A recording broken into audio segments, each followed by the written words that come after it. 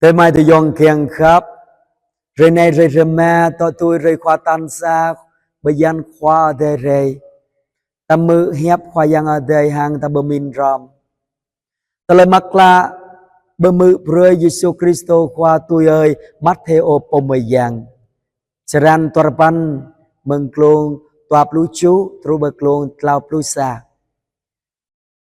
Lemanun Giêsu khoa rebet ke tua jalan. Mau tua cho po bum doai tui nyu u rahang le. Anak David pap nyai ke bing gemoy dah. Lem Giêsu khoa mút amang sang tua cho po bum nào per nyu.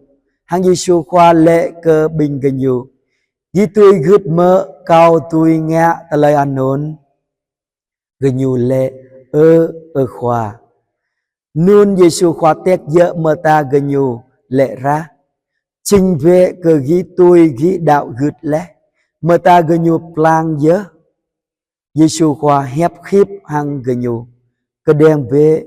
Anh em rơi cơ lời thao ta lời anh này ố. Sa mơ lẽ tập bịa mừng anon. Toa genyu bơ mự hình bố tờ nal cơ Giêsu khoa amang dốc quang anon. Nun hép khoa yang ở đây bịa.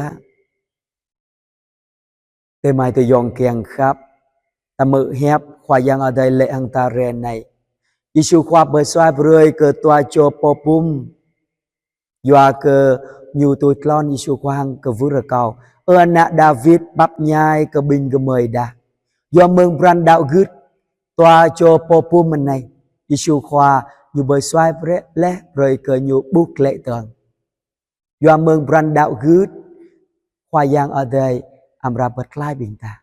Do mừng brand ta đạo gứt cơ Giêsu khoa nhu tét dỡ trời cham brand chua ta. Rồi cơ brand chua ta mau vương bật lại.